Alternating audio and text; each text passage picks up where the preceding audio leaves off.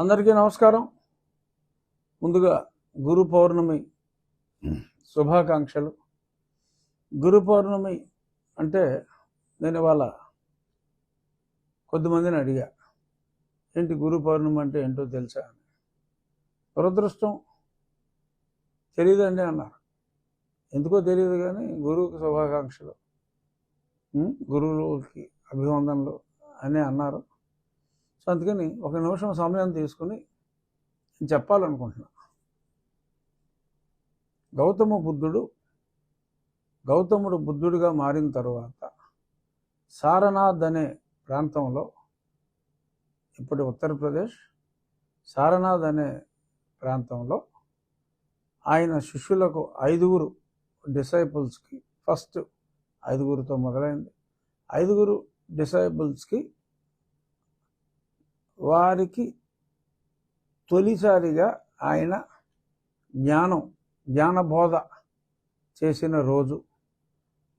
అప్పుడు ఒక పౌర్ణమి రోజున, ఈ మాసంలో వచ్చే పౌర్ణమి రోజున ఆయన జ్ఞానబోధ చేశారు. కాబట్టి అప్పటి నుంచి ఆ సంవత్సరంలో ఆ పౌర్ణమి రోజున గురు పౌర్ణమిగా మనం అందరం, ఇట్స్ స్పిరిచువల్, సాయిబాబా బోధనలు ఉన్నాయి. సో సాయిబాబా భక్తులకి సాయిబాబా గురువు. అలా కొంతమందికి అటువంటి లేనప్పుడు విద్య నేర్పిన గురువునే వారు గురువుగా భావిస్తారు. అలాగని సాయిబాబా భక్తులు కూడా వారి విద్య నేర్పిన గురువుల్ని గౌరవిస్తారు. ఈ మధ్యన కొందరు రాజకీయ నాయకులు గురువులను బాత్రూముల దగ్గర, బారుల దగ్గర పెట్టి మరి చాలా అవమానాలు చేయటం మనం చూసాం. వారికి ఆ గురువులే తగిన శాస్తి చేయటం కూడా చూసాం. గురు బ్రహ్మ గురు విష్ణు గురుదేవో మహేశ్వర గురు సాక్షాత్ పరబ్రహ్మ తస్మై శ్రీ గురవే నమః. సో నాకు విద్య నేర్పిన నా గురువులందరికీ, అలాగే మంచి మార్గాన్ని ఉపదేశించిన సాయిబాబా గారికి, ఎవరు మంచి చెప్పినా, నిజంగా ఎవరు మంచి చెప్పినా వారందరూ సూచనలు మనం పాటిస్తే వారందరూ మన గురువులే. అటువంటి గురువులైన, నిజమైన గురువులైన, ఎందుకంటే వాళ్ళ రోజుల్లో ఎవరు నిజం ఎవరు అబద్ధం అని చెప్పడం కష్టంగా ఉంది. సో నిజమైన గురువులందరికీ కూడా ఈ గురు పౌర్ణమి సందర్భంగా నా హృదయపూర్వక నమస్కారాలు తెలియజేస్తూ, ఇవాళ ముఖ్యంగా చెప్పుకోవాల్సిన దెయ్యాలు వేదాలు వల్లించడం అంటే ఏంటో ఇప్పుడు ప్రత్యక్షంగా చూస్తున్నాం. అలా ఉంది. జగన్మోహన్ రెడ్డి గారు దొంగ అన్నట్టుగా, వామో వాయో అసలు మామూల మీద చాలా దారుణంగా హత్యాకాండాలు చేస్తున్నారని చెప్పి అతను బాధపడతాం చూసి బాధ అనిపిస్తుంది. అది ఇద్దరు అసాంఘిక శక్తుల మధ్య జరిగిన స్ట్రీట్ ఫైట్. అప్పటికప్పుడు గంజాయి మత్తులో యువజన శ్రామిక రైతు కాంగ్రెస్ పార్టీకి చెందిన ఇద్దరు, ఒకతను పొడి చేశాడు, చనిపోయాడు. వాళ్ళిద్దరూ ఒకప్పుడు ఒకటే గ్యాంగ్. దెబ్బలాట్లు వచ్చినాయి, పొడుచుకున్నారు. ఆ మొమెంటరీగా అదే పార్టీలో వాళ్ళ మధ్యన వ్యాపారాల్లో తగాదాలో, పంపకాల్లో తగాదాలో, దందాల్లో తగాదాలో ఉంటే అల్లాళ్ళు పొడుచు వస్తాయి. దాన్ని ఒక సమస్యగా మార్చి చంద్రబాబు నాయుడు గారు మీద దాడి చేయటం అనేది నీతి మాలిన చర్య. ఎవరు కూడా హర్షించరు. మరి దానికి కూడా కొందరు దీన్ని ఈ ప్రభుత్వంలో భారతీయ జనతా పార్టీ కూటమిలో ఉంటే ఒక పర్టికులర్ మతం వారికి ఇక రక్షణ లేదా అని. పొడిచింది ఎవడరా? పొడిపించుకున్నవాడు, పొడిచినోడు అదే మతం కదా, వేరే మతం వాడు కాదు కదా. మరి ఎందుకు అలాగా? మరి కొందరు సమాజంలో చిచ్చులు పెడతానికి ప్రయత్నిస్తున్నారు, పేర్లు అప్రస్తుతం. అది బాధ అనిపిస్తుంది. బాబాయిని లేపేసింది ఎవరమ్మా? బాబాయిని లేపింది ఎవరు? వాళ్ళ కుటుంబ సభ్యులే కదా. దానికి నారాసుర రక్త చరిత్ర. సో అలా లేపిది మీరే. అసలు ఎవరి మీద అక్కడ మిథున్ రెడ్డి గారి మీద ఏదో రాళ్ళు వేశారనో ఏదో ఏదో కామెంట్ చేశారు. నువ్వే కదా నన్ను నా పుట్టినరోజు నాడు అరెస్ట్ చేయించి బాగా కొట్టించావు, వీడియోలో చూసావు. అంతకంటే హింస ఇంకేమైనా ఉంటుందరా బాబు? నువ్వు చెప్తావు నీతులు, ప్రజలు నమ్మాలి. ఎన్ని అరాచకాలు, ఎన్నెన్ని అరాచకాలు, ఎక్కడ ఎంతమందిని నీ సిఐడి గ్యాంగ్, నీ సునీల్ కుమార్ గ్యాంగ్ ఎంత ఎక్స్టార్షన్ చేశారు. ఈ చెప్పిన డబ్బులు ఇస్తావా, నీ కారులో గంజాయి పెట్టమంటావా, పెట్టి నా కొడక నిన్ను ఇంక అసలు బయటికి రావు అనే విధంగా ఎవరు మాట్లాడారు, ఎవరితో మాట్లాడారు అన్నీ ఉన్నాయి. ఏదో ఇప్పుడు ఏదో పెద్ద పత్తిలాగా అసలు నువ్వే పడిపించేమో ఒకరికి చెప్పి ఇంకొకరిని అనే అనుమానాలు కూడా మాకున్నాయి. ఇప్పుడు రాష్ట్రంలో శాంతి భద్రతలు లేవు, మరి ఢిల్లీ వెళ్ళి ధర్నా, ప్రతిపక్షాలకి పిలుపు.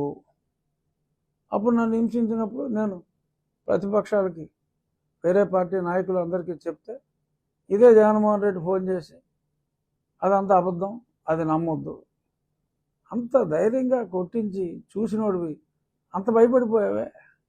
దాని గురించి నలుగురు ప్రశ్నించేటప్పటికి 4 ట్వీట్లు పెట్టేటప్పటికి అడిలిపోయావే.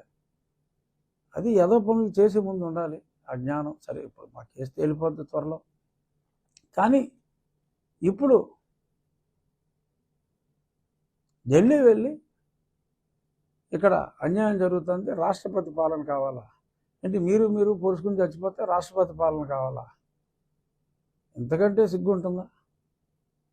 సో మళ్ళీ పేపర్లో రాయించుకుంటారా, ఏదో అందరినీ మళ్ళీ డబ్బులు ఇచ్చి రోడ్డు మీదకి రమ్మని చెప్పి అబ్బో తగ్గని ప్రజాభిమానం. మళ్ళీ కొంతమంది ఎర్ర లిస్టులు బయలుదేరుతారు, ఇంకా జగన్కి తగ్గని ప్రజాభిమానం. 40% వచ్చినాయి కదా ఓట్లు, వస్తారు అందులో మిమ్మల్ని ప్రేమించే అభిమతం ఉన్నవాళ్ళు వస్తారు. దానికి ఒక 2000 మందిని పోగేసుకుని మళ్ళీ ఏదో కొత్తగా ఏదో ప్రబంధనం సృష్టిస్తున్నట్టు అవసరమా? ఎంత చేసినా ఉపయోగం లేదు. మళ్ళీ 5 ఏళ్ళ దాకా కనీసం మంచి పనులు చేయండి.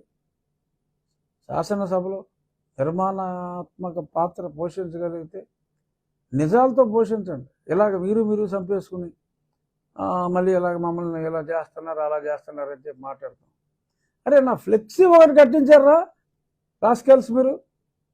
మా వాళ్ళు నా ఫ్లెక్సీ కట్టుకుంటానంటే ఎన్ని కేసులు పెట్టారు ఫ్లెక్సీలు కట్టిన వాళ్ళ మీద. మీరా లా అండ్ ఆర్డర్ గురించి మాట్లాడేది?